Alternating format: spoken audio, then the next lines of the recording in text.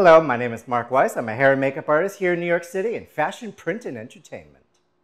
I've had some people ask me, they have a lace front wig. How do I take care of my lace front wig or a full lace wig? Well, the first thing is this one has actually been used recently and has a few little glue marks on it. So what I'm going to do is I'm going to use some solvent and actually spray it right onto the glue that has been adhered to the lace.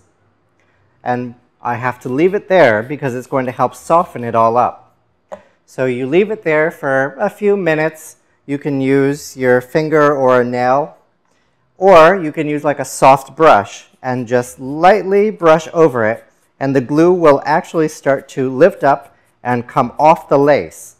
You want to make sure that that is all off there before you actually pin it to your mannequin head.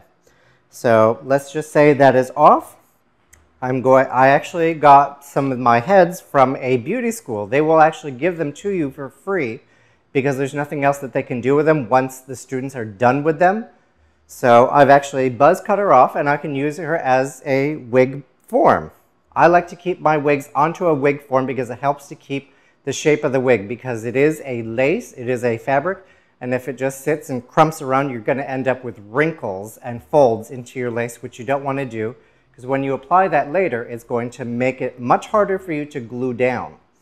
So look for the center, place it onto the front, and just nicely bring it all down. Then what I like to do, just to keep it in its place when I go to wash it, is I will take some pins that you use just in your normal hemming and sewing, whatever, that have the little bulbs onto it. I like to choose the little color ones. It makes it a little bit more fun and nice for me. And it also allows me to see them much easier. So just follow the hairline around. Look at the hairline of the wig to make sure that it is smooth to the head so that you don't really have the buckling going on. Press them all down in. Some people will use a shoelace or a little piece of fabric right onto the top to help when you dry your wig so that the lace doesn't kind of curl up. But I myself don't have that problem too much.